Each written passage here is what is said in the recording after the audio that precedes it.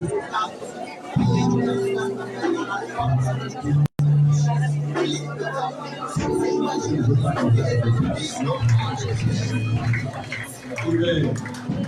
prendre place, mesdames et messieurs, en vous asseyant sur la bibliothèque de Satan. Prophétiquement, comme tu t'assois ce matin. Amen. Je disais prophétiquement, comme tu t'assois ce matin, tu t'intronises toi-même sur cette situation qui avait prédominé dans ta vie, dans le temps et dans l'espace. Amen. S'il vous plaît, je voudrais que les gens soient ordonnés. Pendant la prédication, ce n'est pas le moment d'effectuer une activité quelconque. C'est le moment le plus singulier du culte de célébration, d'adoration. Moi, je me formule à Dieu. Je ne sais pas d'où les gens se déplacent dans la salle. Est-ce que ça va tout le monde? D'accord. Je vous adresse mes salutations les plus distinguées, lesquelles confortent toutes les vertus de la vie éternelle en Jésus-Christ. Ma prière pour toi, donc, c'est déjà que tu ne retrouves pas de la même façon dont tu es arrivé au nom de Jésus. Que ton problème soit quitté loin de ta vie au nom suprême de Jésus-Christ. Est-ce qu'il y a quelqu'un dans la joie ce matin? Vous savez,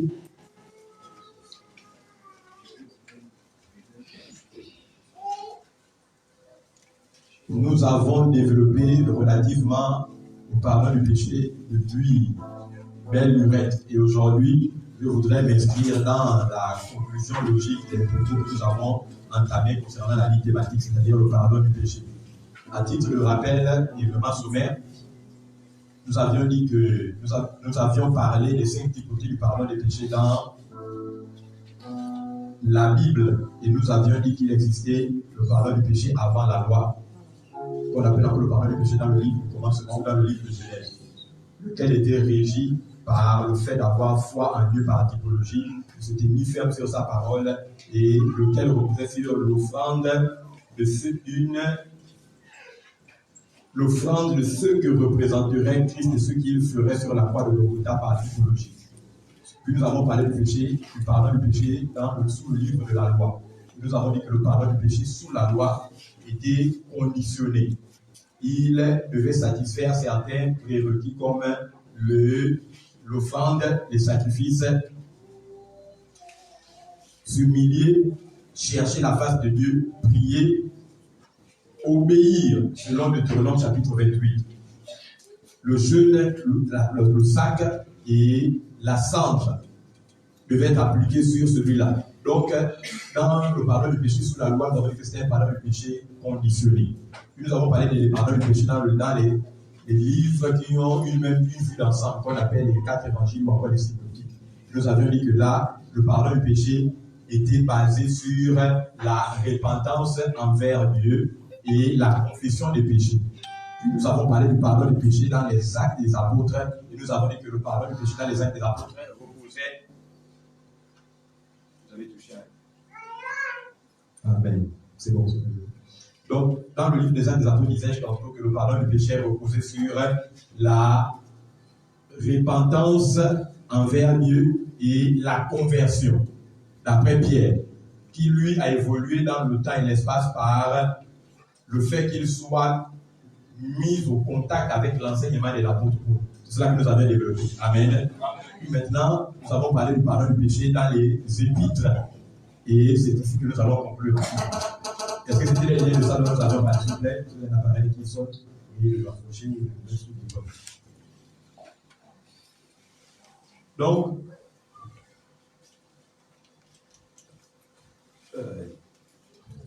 les textes qui soutenaient mon adresse étaient extraits du livre de Actes des Apôtres, chapitre 10, verset 38 à 43. Mais à cause du temps, nous allons lire singulièrement le texte du verset 43. Premier lecteur, je voudrais que quelqu'un me lève la main, s'il vous plaît. Nous lisons ça, Actes chapitre 10, verset 43, précisément, à cause du temps. Premier lecteur, la musique. D'accord, merci. Deuxième lecteur, Acte 13, 38. Vous pouvez le lire en haut des petits voix. Acte 13, verset 38. Deuxième lecteur. D'accord, que Dieu te bénisse. Romains 4, 7 à 5. Troisième lecteur pour l'instant. D'accord. La semaine passée, j'avais ici, nous allons commencer par Romains chapitre 4 à partir du verset 7 à 5. Disons cela. Romains chapitre 4, verset 7 à 5. Romains à son chapitre 4, verset 7 à 5. Épître de Saint Paul au Romains chapitre 4, verset 5 à 7.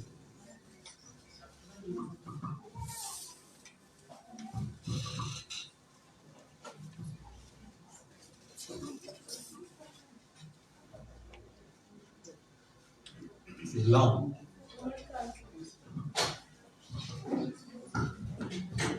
Romains, tu lis la parole de Dieu dans Romains 4 au verset 5 à 7. Et à celui qui ne fait point d'œuvre, mais qui croit en celui qui justifie l'impie, sa foi lui est imputée à justice. Amen. Faut pas qu'on aille une dernière fois. Chapitre 4 au verset 5. Et à celui qui ne fait point d'œuvre, mais qui croit en celui qui justifie l'impie, sa foi lui est imputée à justice. Sa foi lui est imputée à justice. Comme une chorale, sa foi lui est imputée à justice. Amen. La dernière fois, j'avais défini à bout de bras que désignait l'expression imputée. J'avais dit que c'est lui qui se tient dans un endroit sans connaître l'essence de sa présence dans cet endroit manquera le sens de sa présence dans le dit endroit. Et je disais la dernière fois ceci, que si vous vivez la vie après la croix de la façon dont vous la vivez avant la croix n'a plus sa raison d'exister dans votre vie. Amen, amen. C'est pourquoi souvent j'ai l'habitude de le citer, le pasteur Levé dit souvent que Jésus plus rien du tout est tout ce dont vous avez besoin pour le succès de la grâce. Est-ce que tu comprends un peu de quoi les questions? Jésus plus rien du tout est tout ce dont tu as besoin dans la grâce. La Bible dit, béni soit celui-là qui n'est pas justifié par ses œuvres, mais par la foi. Et dont l'Éternel n'impute pas ses péchés.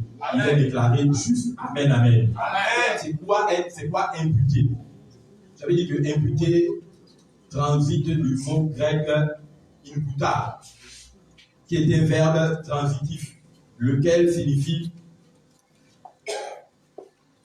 porter sur le compte de quelqu'un, ou encore tout simplement que Dieu attribue à quelqu'un le mérite Dieu attribue à quelqu'un la responsabilité d'une action, d'un fait blâmable ou fâcheux. Amen, amen.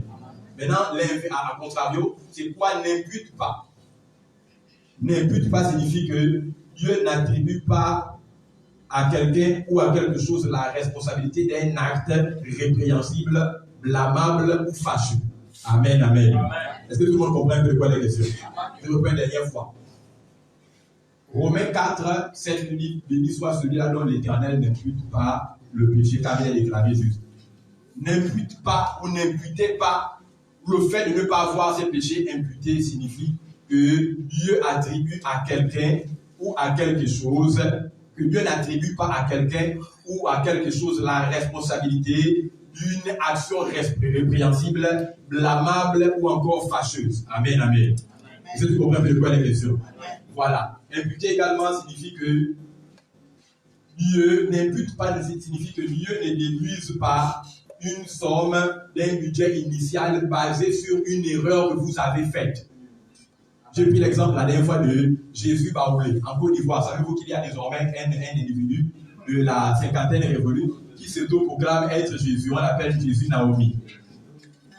Amen, amen. Il parle avec les fautes d'orthographe. Et les grammaires. Amen, amen. Et celui-ci dans l'église donne moins aux gens sur leur bénédiction. Vous avez déjà suivi ça, non? Il y a également en Burkina Faso un autre qui est également Jésus. Vêtu de vert, costume super sang, 3 pièces. Amen, amen. Celui-ci est dans la soixantaine. Il y avait moi aberration et abomination.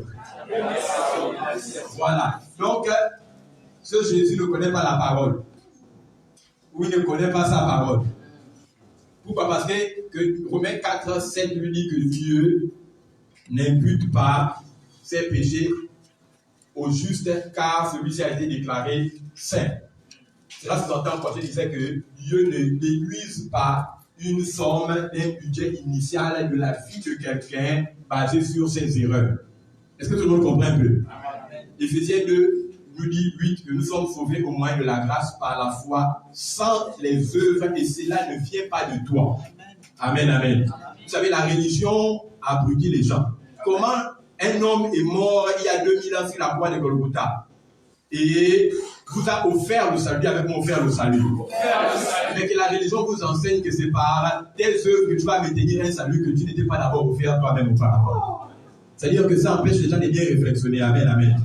Donc, est-ce que tu comprends un peu ce qu'on appelle imputer? Amen. Amen. Voilà, imputer également, c'est porter une somme au débit et au crédit d'un montant initial.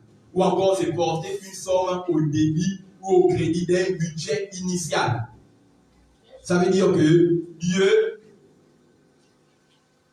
n'ajoute pas, que Dieu n'ajoute pas ou ne retranche pas la bénédiction de votre vie basée sur une erreur que vous ayez commise. Amen. Est-ce que tu comprends un peu de quoi la question? Parce que Ésaïe 54 dit que tu seras affermi dans la justice. Or, le diable, lui, qui est l'accusateur des frères, viendra vous présenter le bilan comptable de vos erreurs, de vos ratés, de vos fautes, du fait que vous avez trébuché ou manqué le but, ou raté le pas, dans l'optique de vous convaincre à vous que vous n'êtes pas qualifié ou digne de recevoir de la part de Dieu, même étant à l'église, basé sur ce que vous avez commis dans la semaine. Mais imputer signifie quoi? Que Dieu n'ajoute pas sur ton compte ou ne retranche pas de ton compte la bénédiction basée sur les erreurs que tu as commises. Amen. Parce que ce qui te mène à être béni, ce n'est pas ton obéissance à la loi, mais c'est l'obéissance de Jésus aux 10 commandements et aux 626 ordonnances qui font qu'il est déclaré sur la croix que j'ai tout accompli. Accompli quoi? Les 10 commandements et les 626 ordonnances. C'est parce que Jésus a accompli cela, le respect et l'obéissance des 636 ordonnances, que toi, par la foi à ce qu'il a fait, t'es substitué à lui. Amen, amen. La nouvelle alliance, c'est quoi? C'est que Jésus prenne ce qui est à toi et te donne ce qui est à lui. Donc, quand tu crois à ce qu'il a fait sur la croix de Golgotha, par substitution, tu as fait ce que lui, il a fait sur la croix de Golgotha. Donc, quand tu crois qu'il a accompli les 636 commandements, par la foi, tu les as accomplis en Jésus-Christ de Nazareth.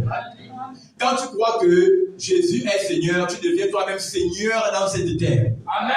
Amen, amen. Quand tu crois en ce que Jésus peut faire, tu es capable de pouvoir reproduire ce qu'il faisait lui-même également dans ce monde. Amen. Pourquoi? Parce qu'il règne le ciel et toi, tu règnes pour lui sur la terre. Romains 5, 17, 19, ceux qui ont reçu l'abondance et la grâce et le nom de la justice. Est-ce qu'il y a justice dans la salle ce matin? Ceux-là régneront dans la vie comme des rois. Amen, amen. Tu es un roi, tu es une reine au nom de Jésus. Que tu es héritier de Dieu, co-héritier de Jésus-Christ. En tant qu'héritier de Dieu, ça veut dire que Jésus a 100% de l'héritage qu'il a reçu de Dieu, toi tu as également 100%. Amen, amen. Et en tant qu'héritier de Dieu, ça veut dire que tu as également tu partages sa nature, non seulement spirituelle, ça veut dire que tu es 100% homme, 100% Dieu, mais également que tu as accès à tous les bénéfices et les prérequis de la rédemption. Est-ce que tu comprends un peu? C'est que la façon dont Dieu a traité Jésus, c'est de la même façon dont il te traite aujourd'hui. Dieu est reformulé ça. Dieu ne pourrait pas te traiter différemment de la manière dont il a traité Jésus. Tu as reconnu cette manière, Dieu t'aime plus qu'il a aimé Jésus. Amen. Si Dieu qui est 3 fois saint, omnipotent, omniprésent, omniscient, devait choisir entre toi qui est dans le péché présentement et Jésus, je te dis les yeux fermés, il ne se poserait pas la question d'une fois. Il choisirait toi et laisserait Jésus. Amen. Jean 3, 16, Dieu a tant aimé le monde qu'il a sacrifié son Fils unique afin que toi, tu aies la vie. Donc, il a fait mourir Jésus pour que toi, tu aies la vie. Donc, Dieu t'aime plus qu'il aime Jésus de Nazareth. Amen. La Bible dit, vous êtes mes serviteurs, il y a de plus grand amour de donner sa vie que pour ses brebis ou ses frères. Si Dieu t'a donné son seul et unique Fils, ce qui était le plus précieux, ce n'est pas ton mariage, ce n'est pas l'élévation, ce n'est pas la promotion, ce n'est pas le travail qui sont les choses les moins importantes qui ne se considèrent pas dans ce monde. C'est la thèse dans laquelle tu es bébé, je déclare que tu es embrassé par la parole de Matthieu et qui est le nom de Jésus de Nazareth.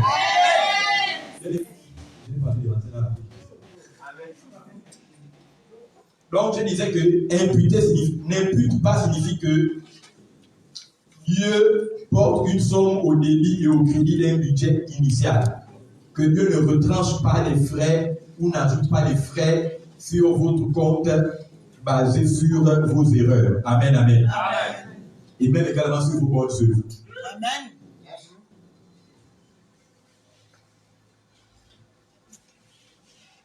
Quatrièmement, que Dieu n'impute pas les péchés sur le croyant signifie que Dieu attribue les mérites de Jésus-Christ aux chrétiens. Que Dieu attribue les mérites de Jésus-Christ à toi qui es chrétien. Amen, amen. Voilà. Mais cinquièmement, n'impute pas signifie que Dieu ne juge pas trop sévèrement quelqu'un pour un acte anodin ou même grave. J'ai pris la dernière fois l'exemple du vase. Je disais que si vous êtes un homme, une femme, ok, on va pas les mamans, parce que les mamans sont plus tendres que les hommes. Je disais la dernière fois que si une femme richissime de l'ambassade de la grâce a un seul fils unique et une ribambelle domestique, et que l'un de vos domestiques, en faisant le ménage, casse votre tableau le plus cher, qui a une valeur de 25 millions de francs. Quelle sera votre réaction face à ce employé? Si c'est lui, personnellement, il va le virer. Amen, amen. Les mamans, si c'est vous, qu'est-ce que vous allez faire? Il travaille pour toi pendant? Si c'est 27 millions, c'est pendant plusieurs années.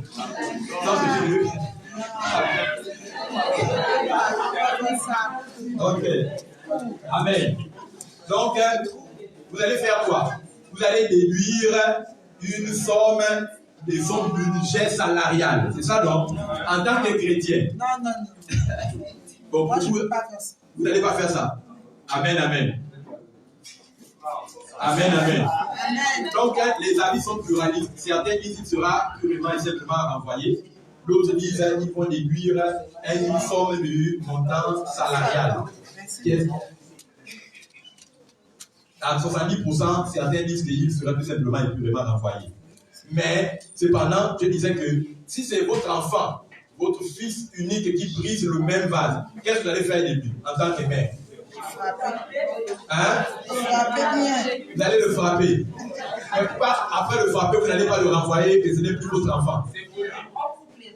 Parce que c'est pour lui.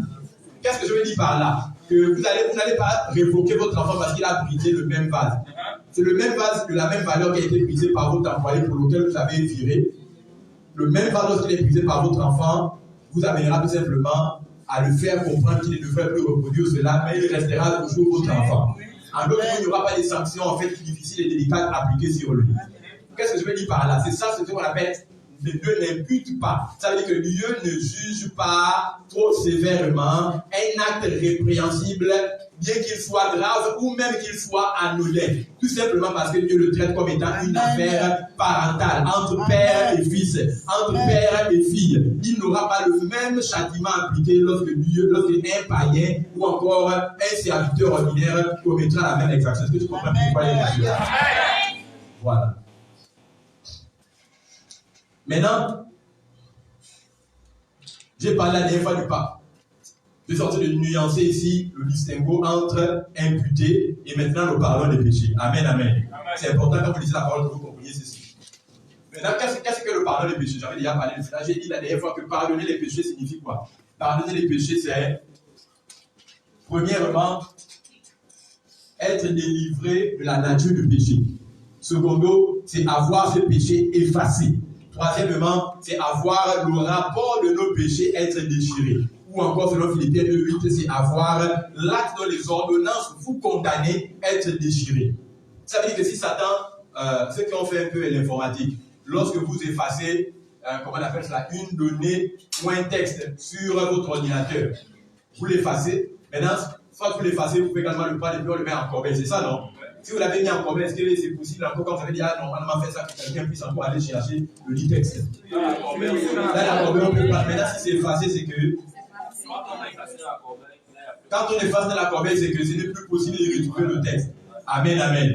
C'est ce que Jésus a fait avec vous. Quand on dit le sang de Jésus vous a lavé, ça veut dire que ça a été mis, ça a été envoyé. Le sang de Jésus a pris vos péchés, les a envoyés loin de vous. Non seulement loin de vous, il a mis dans la corbeille, il a effacé. Ça veut dire que Satan ne peut pas retourner dans la corbeille pour chercher le contenu de ce que tu as fait. Ce n'est pas possible. Ce matin, peu importe ce que tu avais fait dans le passé, tu vas être libéré parce que ton passé dans la corbeille a été non seulement jeté, mais effacé au nom de Jésus.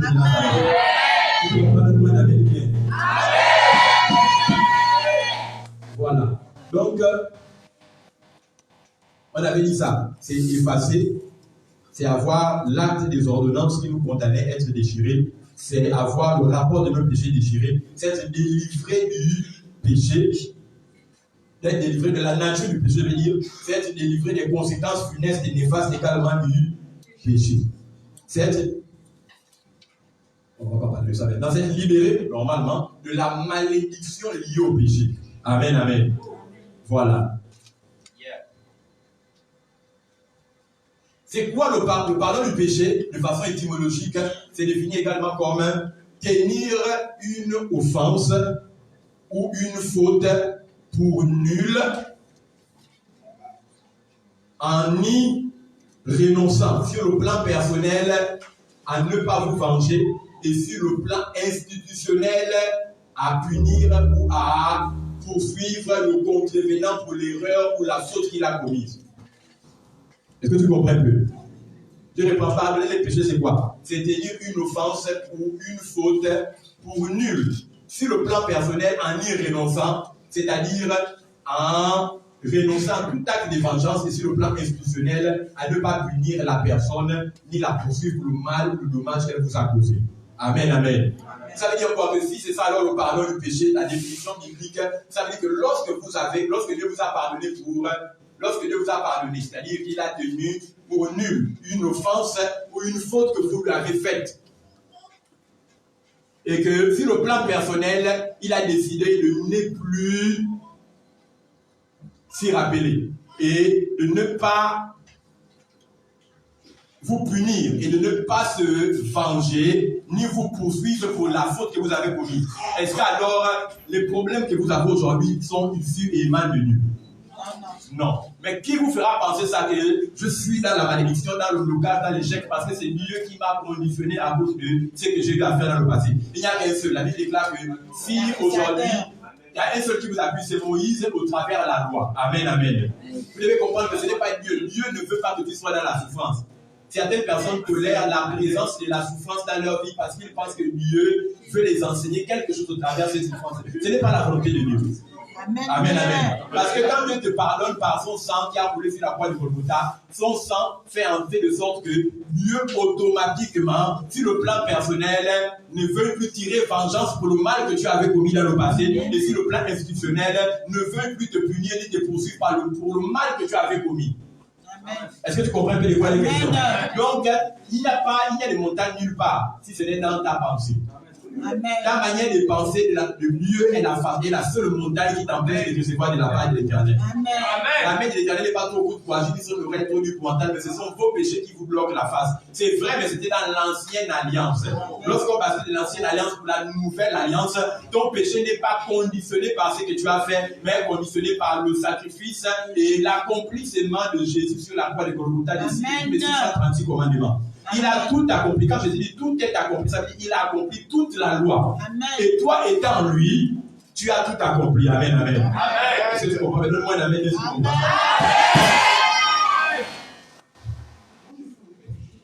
Ok. Donc, j'ai défini. Ok. Amen, amen. Amen. Il faut que ce soit très focalisé.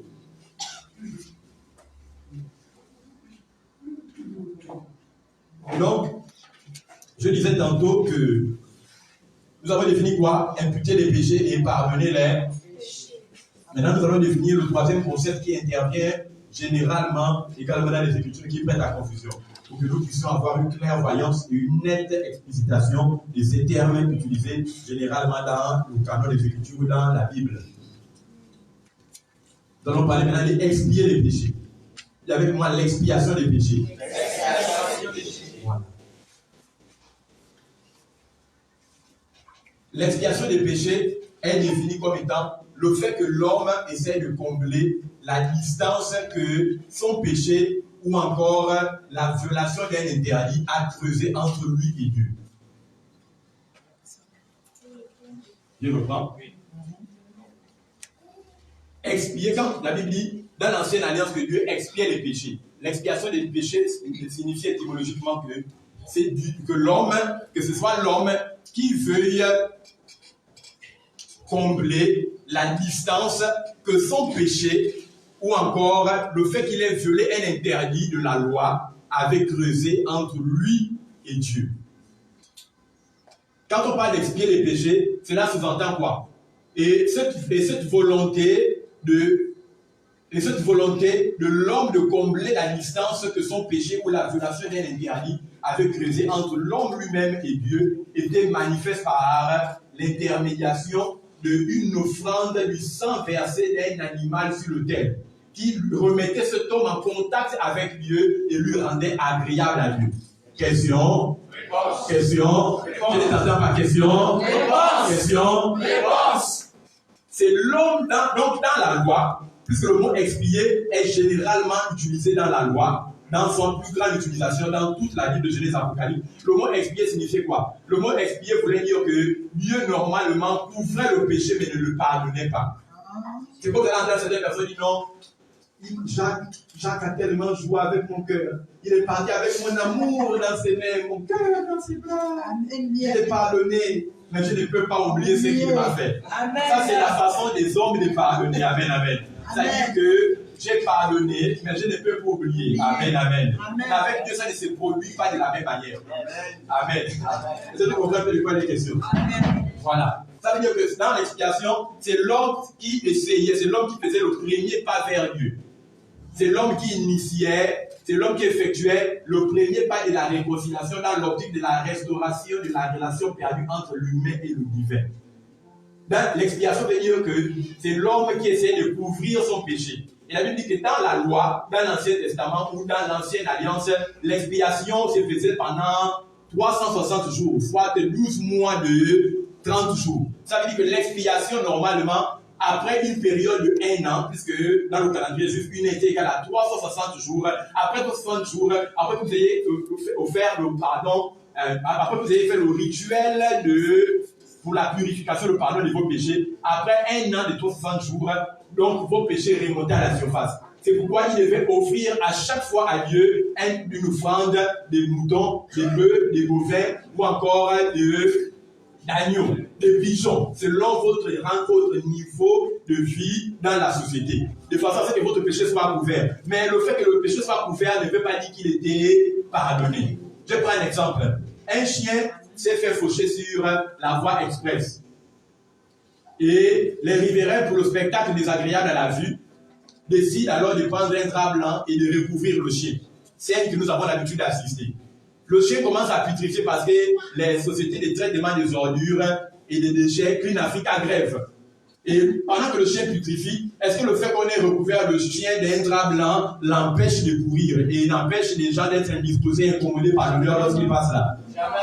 Le drap est propre, mais la pourriture est toujours à l'intérieur et c'est indispose, incommode les riverains. Vrai ou faux? Dans la loi, Dieu ne pardonnait pas le péché. Il couvrait le péché par l'effort et l'action que l'homme déployait dans l'optique de pouvoir apaiser le cœur de Dieu et lui être agréable. C'est l'homme qui devait faire un premier pas. Mais dans la grâce, Dieu lui-même est celui-là même qui vient, non qui ne vient pas couvrir le péché, mais qui vient effacer, déplacer le chien, le mettre dans le bac ordure et de transporter vers la décharge des dégoulés. Ça veut dire que si tu es un chrétien, il n'y a pas de chrétiens pécheurs. Si tu es chrétien, tu es saint 3 fois saint. Amen, amen. Amen. Est-ce que tu comprends que les voix des questions? Moi, la Bible dit, 1 Corinthiens 15, autant pour moi, je crois, verset 53, que la Bible dit que l'aiguillon de la mort, c'est le péché. Et la force du péché, c'est la loi. Or, si l'aiguillon de la mort, c'est le péché, ça se entend quoi en français simple? Ça veut dire que pour que quelqu'un meure, il faut qu'il y ait la trace du péché en lui. Amen, amen. Car l'aiguillon de la mort, c'est le péché, et la force du péché, c'est la loi. La maladie provient du péché. La mort provient du péché. Les malaises proviennent du péché. La malédiction générationnelle consanguinitale provient du péché. Maintenant, s'il n'y a pas de péché en toi, or c'est le péché qui est l'élément qui attire la malédiction, la mort, le malaise et les maux. S'il n'y a pas de péché en toi, la conséquence logique c'est quoi? C'est qu'en toi, ces choses ne seront plus aimantées. Un téléphone qui n'a pas de carte SIM ne peut jamais donner un coup d'appel. De la même façon, si le péché est la carte SIM qui permet de capter le réseau de la mort, de la malédiction, de l'échec, de non-accomplissement, et que ton téléphone n'a pas ces SIM-là, tu ne pourras plus être en business et en relation avec la mort, la malédiction et le péché. Donc, moi, j'amène le frérot. Amen, amen. Si tu comprends bien, tu comprends que dans ta famille, les hommes et les femmes n'enfantent pas. Les hommes et les femmes ne travaillent pas par malédiction générationnelle. Héritier d'un descendant, un ascendant vers un descendant, ne devrait pas normalement te contacter. Amen. Ça n'a pas le droit légal de dans ta vie. Ok. Donc, je parlais de quoi tout à l'heure? L'expiation. Est-ce que tout le monde comprend ce qu'on appelle expier les péchés? Voilà, maintenant je vais rapidement conclure mon message avec ceci. Reprenons les textes que j'ai donnés tout à l'heure, Actes chapitre 10, verset 38, le verset 43 particulièrement, le premier texte. On va lire quelques-uns et puis dans le livre qui va sortir, je vais nous expliquer. Je vais la parole de Dieu dans Actes 10 à son verset 43. Tous les prophètes rendent de lui le témoignage et quiconque croit en lui reçoit par son nom le pardon des péchés. Amen. Amen. Quiconque croit en qui? En Jésus. Je ne t'entends pas. En Jésus. Les mots t'entendent très bien.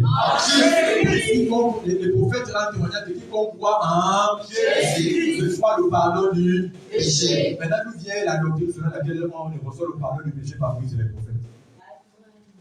Qu'est-ce qui va avec?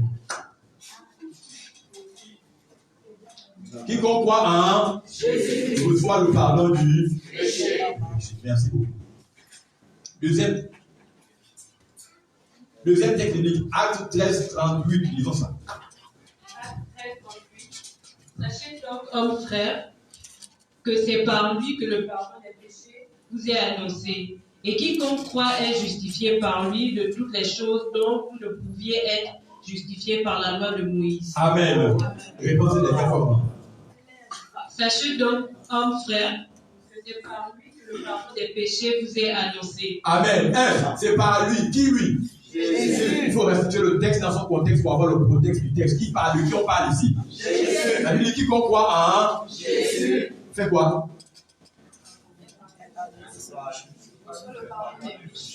Est pardonné. Les fidèles là, les âmes. Réponse à maman. Sachez donc, hommes frères, que c'est par lui que le pardon des péchés vous est annoncé. C'est par lui que le pardon du péché vous est annoncé. Dans la grâce, nous avons dit quoi?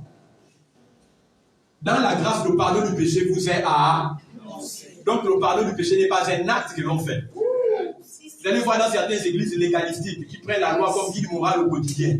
À la table du culte, le ministre du culte ou le modérateur vous demande maintenant que nous allons rentrer dans la présence de Dieu, mais avant ça, comme on ne peut pas rentrer dans la présence de Dieu, nous allons d'abord demander le sang de Jésus. Élève ta voix et prie. Lorsque tu fais l'action des pieds, c'est une action. Or, le pardon du péché n'est pas une action que l'on commet, mais c'est une parole, c'est un message qui nous est prêché. Et lorsqu'il nous est prêché, la personne doit, le pardon du péché lui-même entraîne la foi à la personne et le chrétien doit seulement recevoir. Est-ce que c'est clair pour quelqu'un dans la salle?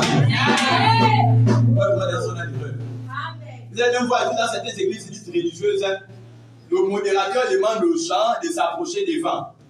Laisse-toi conduire par l'esprit. Si tu veux t'allonger, allonge-toi. Si tu veux te mettre à genoux, mets-toi à genoux. Si tu veux t'asseoir, assieds-toi. Et vous voyez en même temps quelqu'un là, il pleure.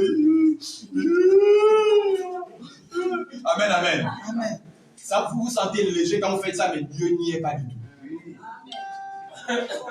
Amen, amen. La foi ne s'exprime pas dans la sensation, mais dans la foi elle-même qui procède de l'enseignement de la parole.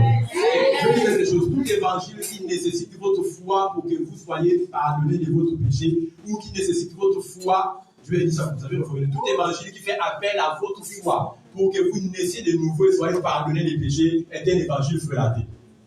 Amen. Éphésiens 2:8, la Bible dit que nous sommes sauvés au moyen de la grâce par la foi, sans les œuvres, cela ne vient pas de toi. Donc, quand un prédicateur te dit maintenant, est-ce que tu crois en Jésus pour naître de nouveau? Tu ne peux pas naître de nouveau en croyant en Jésus. Parce que ce n'est pas toi qui fais l'action de croire. Romains 10:17 dit quoi? La foi vient de ce que. Ça vient de toi qui crois ou bien ça vient de ce que tu entends? La foi vient de toi qui crois ou bien la foi vient de ce que tu entends? Donc le pardon des péchés n'est pas une action que l'on fait. Ce n'est pas poser l'action de croire, mais c'est tout simplement le fait que vous recevez un message et ce message lui-même apporte sa foi, la foi du pardon du péché en vous. Et vous le faites recevoir vraiment.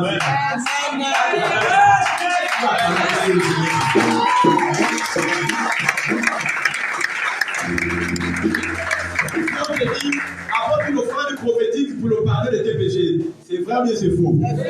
Amen, amen. Viens dresser une autel pour le pardon de tes péchés. C'est vrai ou bien c'est faux? Dis ça très bien si tu as compris. Quelqu'un m'a dit 17-14, si mon peuple fut invoqué mon nom, s'humilie, prie, cherche ma face et détruit de ses mauvaises voies, moi l'Éternel, je l'exaucerai. Bien aimé, si tu obéis à ce commandement, Dieu va te pardonner tes péchés. C'est vrai ou bien c'est faux? Je vais offrir à Dieu une offrande pour qu'il me pardonne les péchés. C'est vrai ou bien c'est faux? Je fais un sacrifice à Dieu pour qu'il me pardonne les péchés. C'est vrai ou bien c'est faux? Je fais un jeûne pour que mes péchés me soient pardonnés. C'est vrai ou bien c'est faux? Oh, il faut parler. Amen, amen. Comment quelqu'un va jeûner pour obtenir le pardon du péché? Mais si tu jeûnes pour obtenir le pardon du péché, maintenant Jésus est venu faire quoi sur la croix de Golgotha? Est-ce que dans ton travail, toi qui mens, qui vole et qui avorte, est mieux que ce que Jésus qui n'a jamais commis le péché a fait sur la croix de Golgotha? Le pardon du péché ne manque pas de toi, ça vient de Jésus. Jésus est l'auteur d'un salut éternel. Il est l'auteur d'un salut éternel. S'il est l'auteur, ça veut dire que c'est l'auteur qui peut lui-même maintenir son salut en toi. Donne-moi un amen, Dieu nom de Jésus. Je crois que tu comprends ta réaction. Ok. Réponds-moi la lectrice de tout à l'heure, pour le lecteur. Acte 13:38. Veuillez mon temps, si j'ai fini, vous le dites. Acte 13:38. Sachez donc, hommes frères, que c'est par lui que le pardon des péchés vous est annoncé. Donc le pardon des péchés est annoncé. Il n'est pas commis. Est-ce que nous sommes d'accord? Continue, maman. Et que quiconque croit est justifié par lui de toutes les choses dont vous ne pouviez être justifié par la foi. Deuxièmement, c'est que quiconque croit est justifié par croit en quoi? Croit en Jésus. Mais comment on croit en Jésus? Par la parole. Ça veut dire que si on te dit crois en Jésus pour que tes péchés te soient pardonnés, tu ne peux être pardonné de tes péchés, donc l'être de nouveau. Mais pour que tu crois en Jésus, croire en Jésus, c'est croire en la parole qui t'est prêchée. Jésus donne les enfants, est-ce que c'est ça la parole qui donne le pardon du péché? Jésus donne l'élévation, est-ce que c'est ça la parole qui donne le pardon du péché? Jésus donne le visage, est-ce que c'est ça qui donne le pardon du péché? Ça veut dire que c'est extrait de la Bible, il y a des versets qui peuvent appuyer cela dans les Écritures, mais ce que vous écoutez là, c'est les Écritures, mais ce n'est pas la parole de Dieu. Le succès de la nouvelle naissance des croyants n'est pas basé sur la lecture de la Bible, mais sur la foi de Dieu. Amen. Le succès d'un croyant n'est pas basé sur les Écritures, mais sur la foi de Dieu. Amen. La parole de Dieu est générale, mais la foi de Dieu est individuelle. Yes. Là où nous sommes là, certains écoutent la parole de Dieu, mais n'écoutent pas la foi de Dieu. Parce que la parole de Dieu est prêchée de façon générale, mais c'est la foi de Dieu qui ouvre ton cœur et t'introduit dans le salut en Jésus-Christ. C'est ça le distinction entre le logos et le réma. Le logos, c'est une parole prêchée généralisée. Amen, amen. Mais le réma, c'est ce que dit le Dieu de façon spécifique, précise et concise pour la situation que tu traverses. Amen. Tout le monde dit amen. Mais toi, tu ne comprends pas le texte parce que le Saint-Esprit, tout t'ouvres les yeux et le cœur d'une façon particulière, singulière, de manière à ce que les autres comprennent, de ce l'esprit t'amène à ne plus le voir de la même manière. Et tu te dis, waouh, j'écoutais ça, j'entendais, je faisais ça depuis, mais là je le comprends maintenant d'une autre manière. C'est donc que la parole devient la voix de Dieu que ton miracle est manifesté dans ta vie.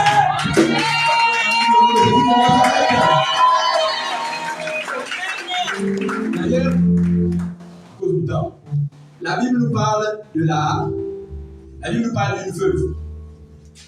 Donc le prophète Élisée lui demande de faire un gâteau. Et la Bible dit, cette femme répondit au prophète, je n'ai qu'un peu de farine, un peu d'huile et 2 bois. Si je te prépare ce gâteau, moi et mon enfant, nous mourrons. La farine ici, c'est la parole. Mais vous ne pouvez pas manger la farine dans son état naturel. Sinon, cela vous donnera un problème gastrique. Mais il fallait que la farine soit associée à l'huile. Pour que la farine avec les 2 bois, les 2 bois représentent la croix, le bois horizontal et le bois vertical. Ça veut dire que pour que la farine devienne la voix de l'Éternel, pour que la parole devienne la voix de l'Éternel, la parole a besoin d'être mélangée avec l'huile pour que les bienfaits des acquis de la croix soient manifestes et visibles au travers du royaume. Amen, amen. Est-ce que tu comprends un peu de quoi les questions? C'est pas la Bible dit que le peuple d'Israël a fait 40 ans dans le désert parce que la parole n'avait pas été mélangée avec la foi dans leur cœur. Pendant que nous sommes en train de parler, la parole a le pouvoir de générer en toi la foi. Même si on parle d'autre chose, ton problème peut être touché seulement si tu donnes ton attention à la parole. Actes des Apôtres, chapitre 3, les gars qui avaient nous appelé la belle opportunité du temple de Salomon, qui regardait Pierre et Jean de manière à s'attendre de quelque chose. Et pendant qu'ils regardaient, nous n'avons ni or ni argent. Ça, regarde, c'était quoi? Ils voulaient avoir l'argent. Mais étant dans la quête d'argent, ils regardaient de façon à attendre une offrande de leur part, mais à la fin, ils ont obtenu quoi? La guérison. Ça veut dire que pendant que nous sommes dans la présence de Dieu, on ne peut ne pas parler de la guérison, de la délivrance, mais si tu donnes ton attention à la parole, automatiquement l'onction peut toucher et localiser le problème pour lequel tu n'as même pas fait la référence et la prière.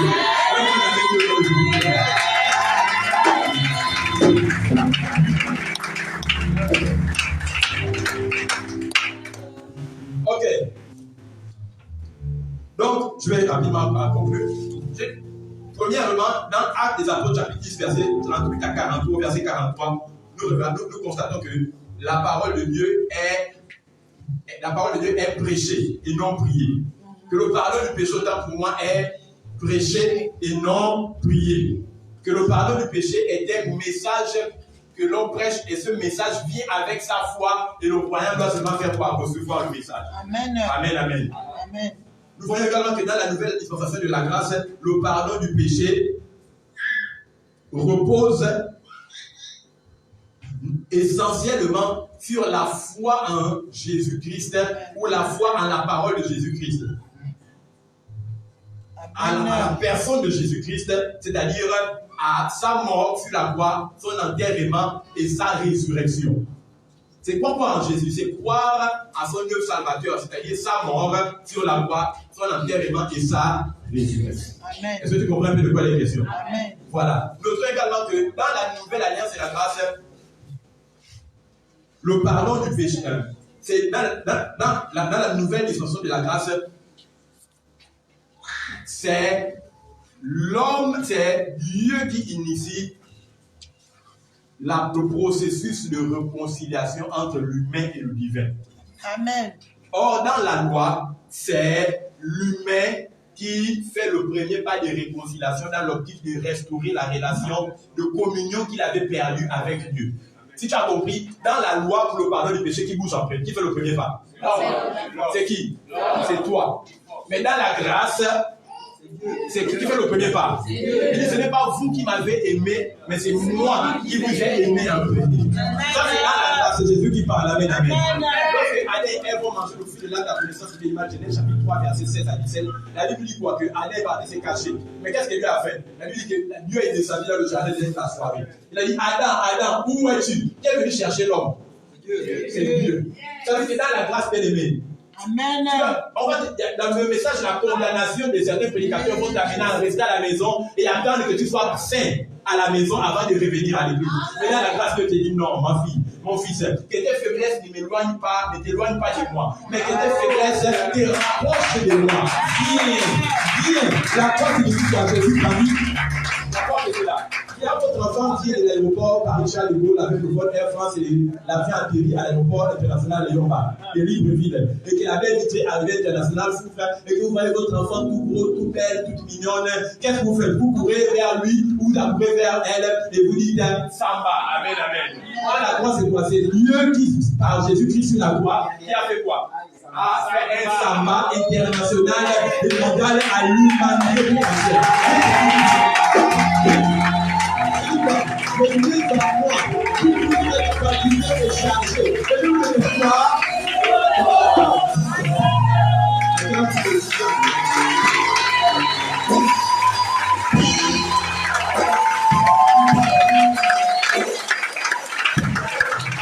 Amen. Distinguons. Donc, dans la loi, c'est l'humain qui effectue le premier pas dans l'optique de la restauration, de la communion perdue entre l'humain et le divin. Dans la grâce, c'est Dieu qui initie le processus de réconciliation entre l'humain et le divin. Amen, amen. Note aux éditeurs, prêcher l'évangile, c'est faire la promotion de ce qui s'est fait sur la croix, sous la croix, après la croix et au-dessus de la croix. C'est que l'on compris, c'est que l'on a compris. Prêcher l'évangile, c'est faire l'expansion et la promotion de ce qui s'est passé sur la croix, sous la croix, après la croix et au-dessus de la croix. Question? Toi, tu as vraiment compris, je te pose une question. Sur la croix, qu'est-ce qui s'est passé? La crucifixion. Sous la croix, qu'est-ce qui s'est passé? L'enterrement. Après la croix. Au-dessus de la croix. Acclame pour toi-même.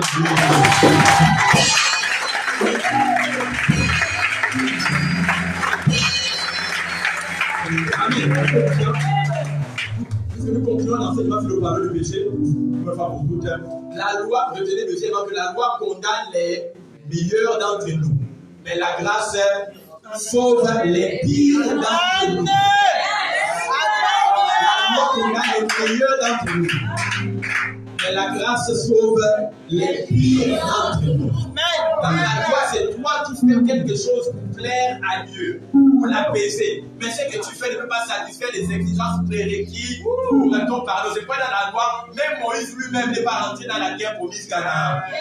Lui qui a mené les 10 commandements, les 626 ordonnances, le prophète le plus sage de la Bible, d'après Dieu lui-même, n'est pas rentré dans Canaan. Pourquoi? Parce que sous la loi, même quand tu obéissais à 635 commandements et que tu fournais un seul, chaque Dieu disait qu'à cause du seul manqué là, du seul commandement raté, tu partais quand même en enfer.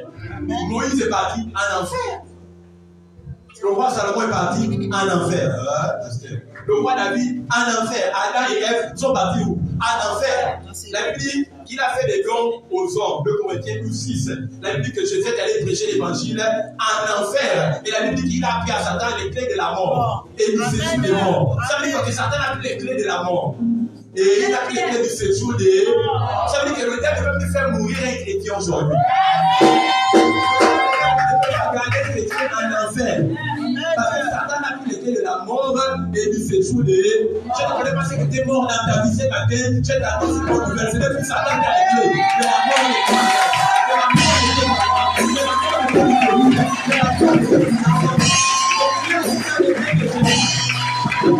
et le problème, c'est que Jésus, qui a les clés de la mort et du séjour des morts, est ton grand frère.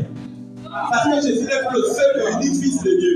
La Bible pour le ciel est qu'il est le né de toi qui est seulement son cadet. Or, c'est ça, ton aîné là, c'est celui qui a les clés de la mort. Et c'est celui de mort qui terrorisait les gens jusqu'au jour. Maintenant là-bas, la Bible dit également que ce Jésus-là, c'est ton père. Il dit, lorsque vous bénissez notre père qui est dans l'air, ça veut dire ton frère aîné, mais également ton père. Troisièmement, il dit que 1 Jean 4 17, tel-moi Jésus je suis. Ça veut dire que tu as les clés de la mort et il se suit les morts.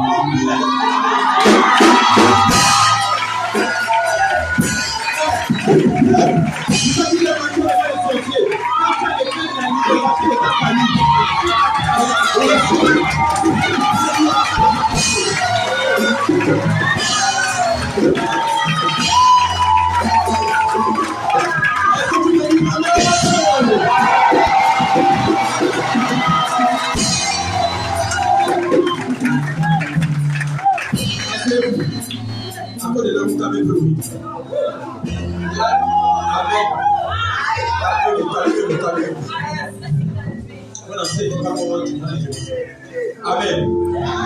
Donc la loi, on continue à le distinguer. La loi demande beaucoup, mais donne très peu. Mais la grâce demande peu et vous donne beaucoup. Est-ce que tu as compris quelque chose? La loi demande beaucoup, donne très peu. La grâce donne beaucoup, demande très peu. Pour conclure, la loi demande. Or, la grâce offre. Amen. Si la loi demande, ça veut dire que dans la loi, vous devez donner plus qu'elle vous demande. La loi demande, mais la grâce offre. Si la loi vous demande, ça veut dire que face à la loi, dans une église, on fait la loi. Donc, dans une église, on pratique la loi comme dit le quotidien. Qu'est-ce que vous allez faire? Si la loi vous demande, vous devez faire quoi? Vous devez donner. Mais la grâce offre. Dans la grâce, dans une église où il y a la grâce prêchée, qu'est-ce qui se passe? Vous recevez. La loi demande, dans la loi, vous devez donner. Mais dans la grâce offre, dans la grâce, vous devez. Ça veut dire que l'obtention des tables d'élection ne dépend pas ou n'est pas conditionnée par le fait que tu donnes. Dans la grâce, mais par le fait que tu reçois tout simplement par la foi en Jésus-Christ les bienfaits et les acquis de la rédemption. Éphésiens 1, 3. Dieu vous a béni de toutes les bénédictions spirituelles dans les lieux célestes en Jésus-Christ. Je vais te choquer. Dans la grâce, tu ne donnes pas à Dieu pour que Dieu te donne en retour. Parce que Dieu n'agit pas. Dieu préagit. Tu n'étais pas encore né. Il a vu les péchés que tu allais commettre quand tu naîtrais et les péchés que les enfants que tu n'as pas encore fait vont faire. Et il a envoyé Jésus 2000 ans en arrière pour les péchés que tu n'avais même pas encore fait, vu que tu n'étais même pas encore né. Donc, dans la loi, tu ne donnes pas pour que Dieu te donne. Dans la loi, tu donnes ton offrande, tu donnes ta dîme, tu donnes ton nature de grâce, tu donnes ton partenariat pour te montrer que tu es déjà béni. Amen. Est-ce que quelqu'un est béni aujourd'hui? Tu ne donnes pas pour recevoir. Tu as déjà reçu parce que tu as déjà reçu. Tu donnes pour te montrer ce que tu as déjà reçu. Et plus tu élèves ta manière de donner, plus Dieu également te permet d'expérimenter dans une plus grande dimension ce que tu as déjà reçu. Amen. Dieu vous a tout donné, mais vous n'avez pas tout en fonction du fait que vous n'acceptez pas d'être conscient du fait que vous avez tout reçu. La manière de proportionner la dimension de ma compréhension de ce que j'ai reçu. On s'arrête là pour aujourd'hui. Acclame le Seigneur.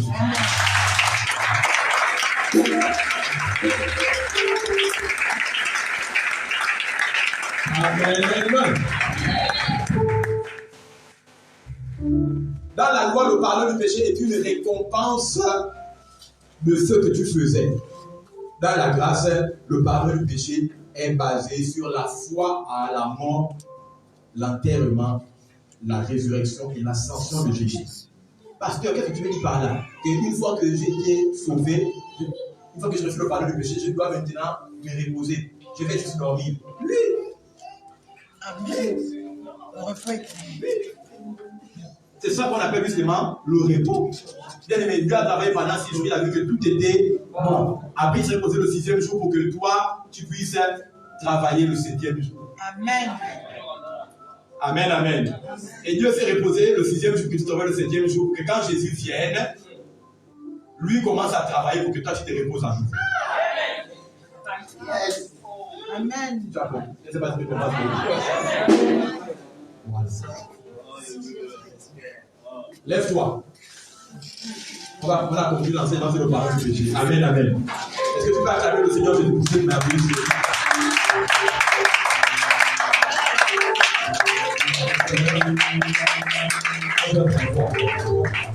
Viens dans le temps même. Je pensais que tu étais béni 40 ou quelque chose comme ça. Amen. Nous avons les biens, le temps vraiment. Ok. On va faire un petit récapitulatif.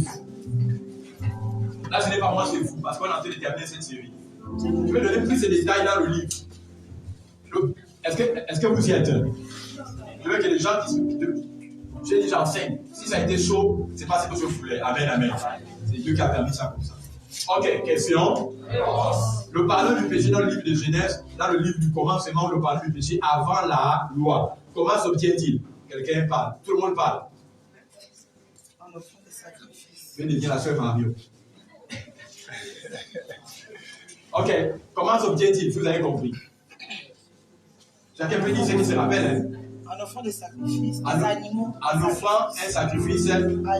Qui était une typification de ce que Christ serait et ferait sur la croix. Est-ce que quelqu'un comprend? En étant tenant ferme en Dieu, en croyant en Dieu par typologie. Amen. Maintenant, le pardon du péché. Donc, le pardon du péché dans le livre de Genèse, le pardon du péché dans le livre de commencement, le pardon du péché avant la croix était un pardon du péché conditionné ou bien inconditionné? Conditionné. Je n'entends pas. Conditionné. Inconditionné. Le pardon du péché était conditionné ou inconditionné? Il était inconditionné. Oh. Il était inconditionné. Maintenant, le pardon du péché sous la loi ou dans la loi était conditionné ou conditionné. Il était conditionné par quoi? Les œuvres, sacrifices, offrandes à Dieu, supplication, le jeûne, la prière, l'obéissance. 2 Chroniques 7, 14. Le pardon du péché sous la loi était conditionné. Maintenant, dans les synoptiques des 4 évangiles, il y a des évangiles qui ont une même vue de Jésus-Christ. Il est comment? Le pardon du péché reposait sur quoi? Il était conditionné. Il reposait sur la repentance envers Dieu, plus la confession des péchés. Dans les actes des apôtres, le pardon du péché reposait sur quoi? La repentance et la conversion. Est-ce que normalement c'est ça? Non. Non. Dans les actes des apôtres, comme dans les épîtres, le pardon du péché est basé sur quoi? Pour conclure?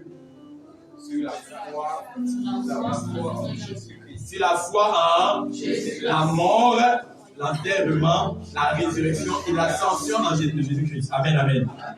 Est-ce que tout le monde a compris?